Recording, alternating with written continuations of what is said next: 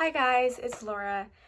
Today I'm doing a January wrap up, and basically that just means I talk about all the books I read that month, and overall I read 11 books, so it was a pretty good reading month for me.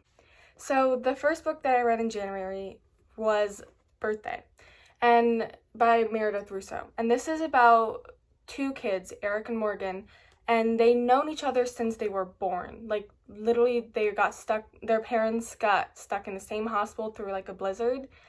And it goes from year to year. It's like 11 to 12. So it shows a lot of the highlights of their life, and it shows them like growing up and changing, and how like their relationship changes too by them changing. And this also is about not mainly, but it focuses a lot on Morgan's identity, because she was born as a boy, but she thinks that she might be a girl, or she feels like that's not the right identity for her. But she really struggles dealing with that because it's a very small town, and her father is a football like coach, and her mother died. So she doesn't really have that many people she can turn to, and it kind of shows how that affects her and how that affects their relationship together. And honestly, I would really recommend this book to anyone. Obviously, because it was a reread, I knew I was gonna like it, and it's one of my favorites. But I would really recommend it. I feel like it deals with a lot of topics. There is a mention of suicide and suicidal thoughts, but I generally think it's an amazing book that I recommend to anyone. Next book that I read was You Brought Me the Ocean. I don't have a physical copy, so I'll try to put the picture maybe somewhere over here.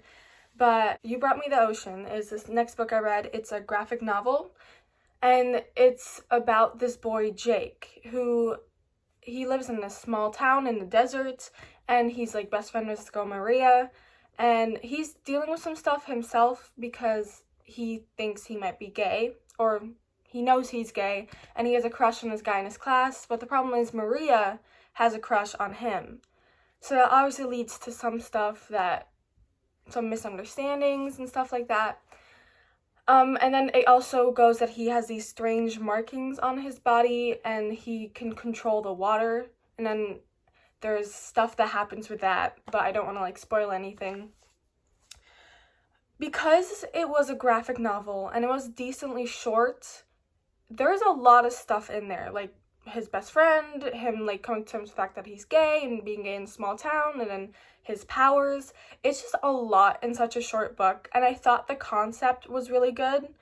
I feel like a lot of cool things could have been done with that, and I thought the art style was pretty nice.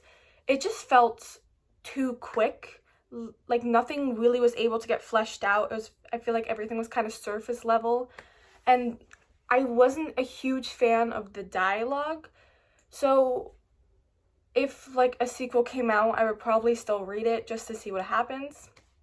But it wasn't one of my favorite reads this year. I think I gave it like 3 out of 5 stars. Okay, so the next book that I read was Speak by Laurie Halse Anderson. This book is about a girl, Melissa, who she's going to high school, very unpopular, because there was a party in the summer and she called the cops and people got arrested. But what people don't know is that the reason she called the cops is because she got raped at the party. This is obviously a very hard book to read because she's going through so much, and she's really isolated from everyone because all her friends kind of left her because she was unpopular and she wasn't really able to confide in anyone. But I thought it was a very good book. It really dives deep into the topics, and it really makes you feel for like Melissa, and you just like want her to be okay. And I also liked how throughout the book she is in an art class, and I liked how they kind of use that to show a lot of her emotions kind of symbolically, so it wasn't outright told to us.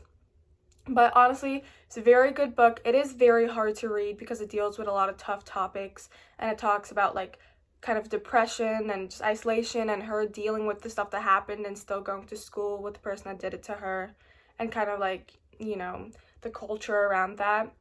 Next, I read this book called Laura by Alexandra Bracken, And this is a very recent book. I think it came out like a month or less ago. And it has a lot of Greek mythology base, which is the main reason I bought it, because I love Greek mythology retellings or books based around Greek mythology. So, Lore is a book about Greek gods. Every 7 years, these gods are sent down to Earth kind of as a punishment, and they are made human, which means they are vulnerable to attack. And so for 7 days, they get hunted by these separate hunter groups that all have their own god. They all just have like a following, a cult around them, and they try to hunt the other gods as a way to gain power. The story focuses on Lore, who used to be her family used to be a group of like hunters, like one of those cult type things, but they got killed by a rival group. She decided, like obviously her whole family got killed, so she decided she wanted out. She didn't want to be part of it anymore, and so she left. But then she gets dragged into it because Athena gets injured and she asks for her help. She's saying, bind your life to mine and I will make sure you get revenge on the people that killed your parents.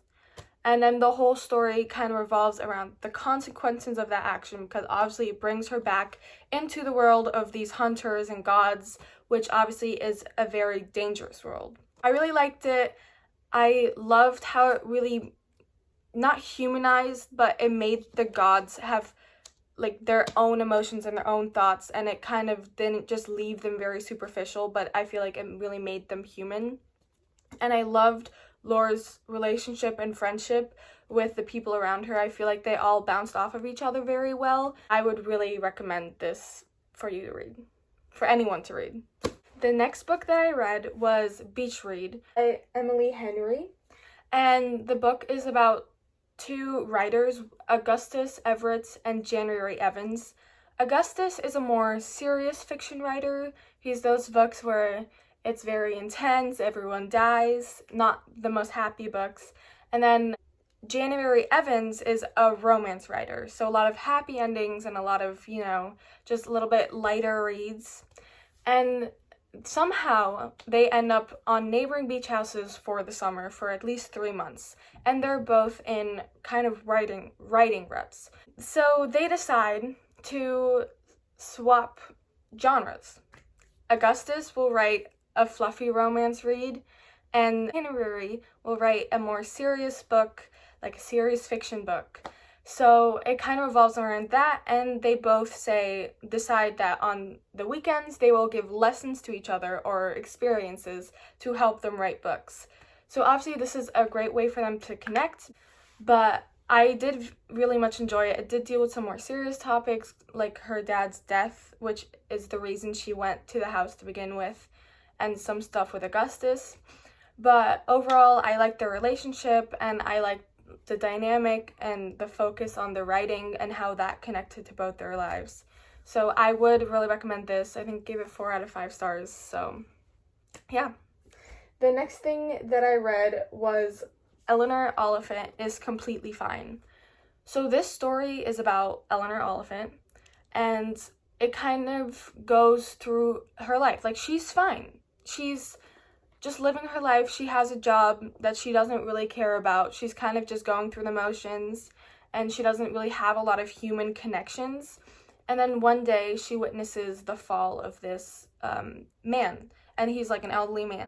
So her and this guy that works at her like office building go and help him, and they like visit him in the hospital, and it kind of like shows her like making friends and like realizing that maybe being fine shouldn't be the goal. She's never had her emotional needs met because her mother isn't very loving and she doesn't have many connections or friends. So she starts to form these connections, and she starts to kind of feel loved and like not as alone. And it's obviously a growing process for her, but it's a great book to read. I really enjoyed it, and I love that it focused on their friendship throughout the story and less on like her on trying to force a romantic relationship. So I don't know, I really enjoyed it, and I would recommend it to anyone. Okay, the next book that I read was Frankenstein. I actually had to read this for my high school horror class. And we were able to pick our own book, so obviously it had to be a horror book. So I picked Frankenstein with one of my friends, and I actually really enjoyed it, maybe more than I thought I would. And most people know the general story, like they've heard about Frankenstein, the monster raised to life. But what really surprised me in this book was how human the monster actually was. I actually found myself more rooting for the monster than I did Victor Frankenstein, which was the doctor that rose him, because he wasn't inherently evil. He just wanted connections, and he was shunned by everyone who saw him because he obviously wasn't the most nice looking guy.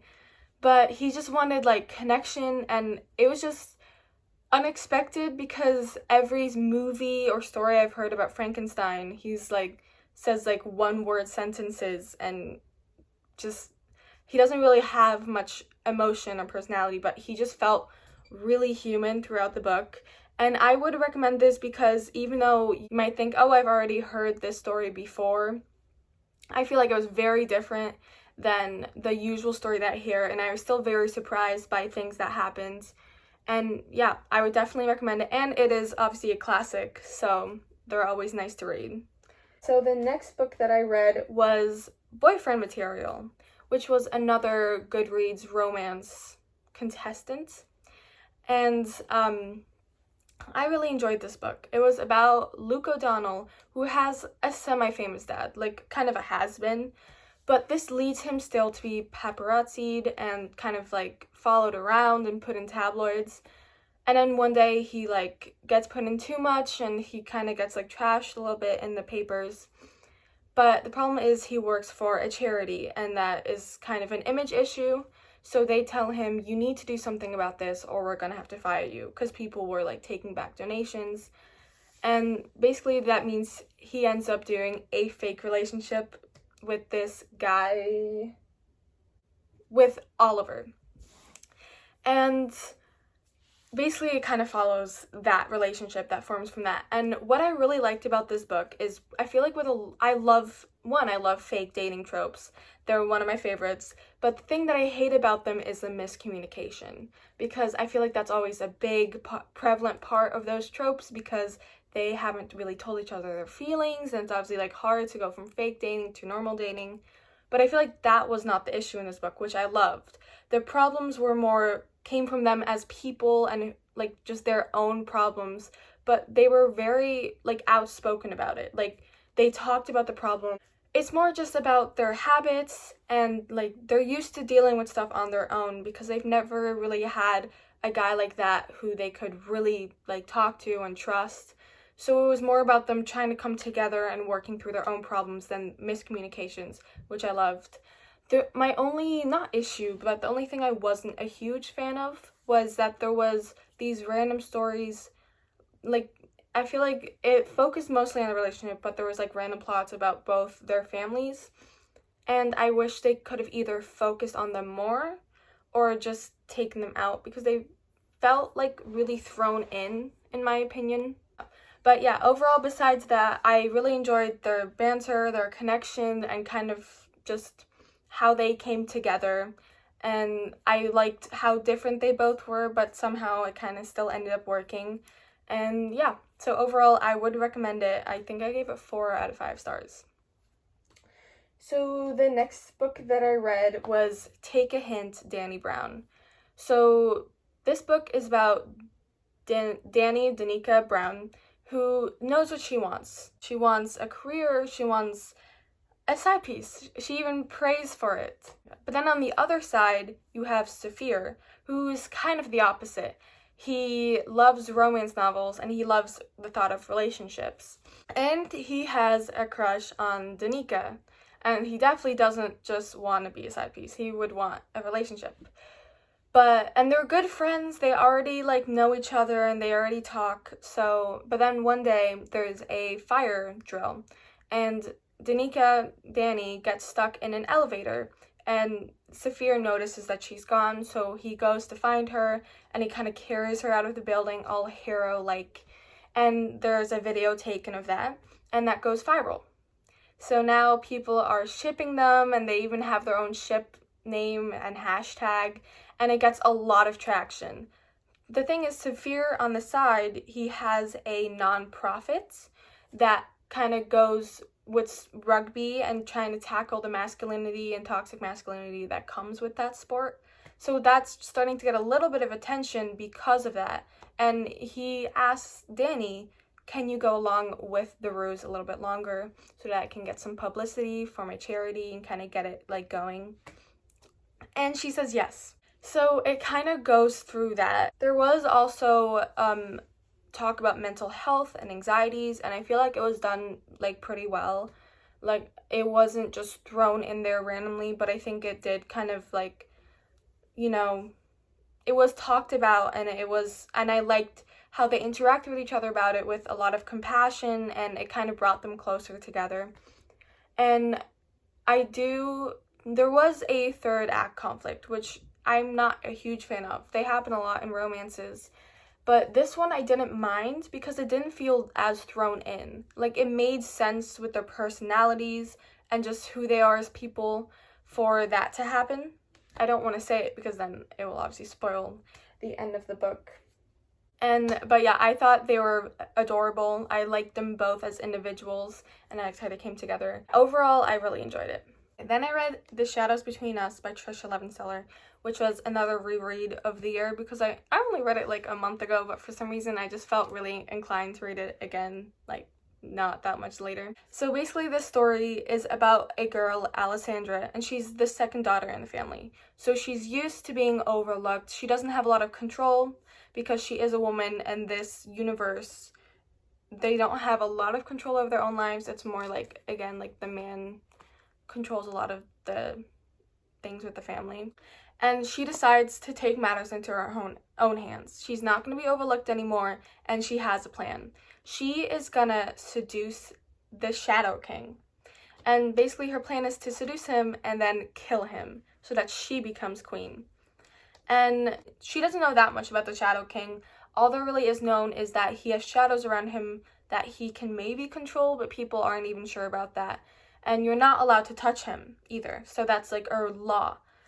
And basically this kind of goes through that, and she like seduces him, but they kind of start a lot as friends. Like, a lot of the story is just them as friends and getting closer. I did really enjoy it, obviously, because I read it twice. And I liked the like atmosphere. I thought it was very nice. And she doesn't just sit there and like go with the flow. Like, she has her own ambition, she has her own plans, and she also like makes dresses, which is a pretty big part of the story because she constantly shows up in new clothes that she's made herself, and she takes control with it, which I liked. I liked Alessandra as a character. The thing is, a lot of people said this was like an enemies to lovers or a Slytherin. Like, even in the beginning she says, I can't think of anyone more deserving of the Slytherin romance. And even though they both are very ambitious, I don't really see, a lot of people called it like an enemies to lover because of that, but I don't really see that because, yes, maybe she's been trying to kill him in the beginning. So yes, she's been trying to kill him, but they are genuinely friends for a lot of it. Like, they were never really actively trying to kill each other for a lot of it, which I think is what some people were expecting, which is like fair because of like the synopsis and the overall story of it. But if you're expecting that, that's not really what this was, or for me personally. But I did like their friendship and how that like grew and became more. So I would definitely recommend. We are to the last book that I read in January. So this was definitely my favorite book of the month. So I read The House on the Cerulean Sea by T.J. Klune. So this is about a caseworker, Linus Baker, who works for the Department of Magical Youths. So his job is just to go to these orphanages that house magical children and to make sure that they're following the rules and the regulations. So he's a big stickler for the rules. He's had the same job for 17 years. He does it. He has a routine. He just doesn't like the unknown, and he doesn't really look much further than like, are they following the rules? Are they following protocols? And he doesn't really emotionally try to connect with any of these people. Then one day he gets called by upper management and is given a special assignment. He's going to an orphanage with dangerous magical use. It's different. It's a top secret assignment. And so he goes there to the orphanage and he meets all the kids and Arthur, who is the leader of the orphanage. I really liked the fantasy aspect of this book. I think it was done well. It's just really interesting because the kids, there's like Lucy Morningstar, who is the Antichrist, and then they also just have Chauncey, who's just a green blob. Like, he's an unidentified like thing. They don't really know how he came to be. And then there's like a gnome and forest sprites, and I think it was just a very nice fantasy environment that I honestly loved. So yeah, and overall I loved the connection that Arthur had with the kids. He really looked past what they were classified as and more tried to connect to them no matter what. And I loved how each character kind of had their own things, their own problems, and their own personalities. Like, they were all very different. And it was honestly also a hilarious book. All of them were really funny. And there was one character, Chauncey, who was the unidentified green blob, who every time he was talked about, I just teared up because he's been told he's a monster all his life. So his thing is he hides under beds because that's what monsters do. But he's not malicious at all. He's just the sweetest thing. And he wants to be a bellhop because he just wants to be able to help people and just have them just trust him with their bags. And it's just his dream. And it's just the sweetest thing. And every time it gets mentioned, I don't know why, but I just tear right up. But yeah, I loved it has a queer romance between Arthur and Linus. Wait, is that outwardly said? Yes. So there obviously is gonna, Linus and Arthur grow closer, and he grows closer with the kids, and then he realizes maybe life isn't as subjective, and maybe the life I was living wasn't as fulfilling as I thought it was. And honestly, this book was just the loveliest story. I don't know why. I can't think of enough words. It was lovely, whimsical, amazing, all the good words you can think of. This just hit the spot at exactly the right time, and it was a really wholesome read. But it did have some deeper thoughts and meanings about prejudice and fear and how that can affect people. So overall, this was a fantastic read and my favorite read of the month, and I would recommend it to anyone. Even if you're not a fantasy reader, I would just recommend it to anyone. It was great. That is all the books I read this month. I really hope I don't talk too fast, but I just didn't want it to be a super long video because obviously I had a decent amount of books to talk about. But I know, if you're still watching, really appreciate it. Thank you. And I hope you enjoyed the video, and I hope maybe you'll read one of the books that I mentioned, or you have read them and enjoyed them. And, so thank you. And thanks for watching. Hope to see you another time. Bye.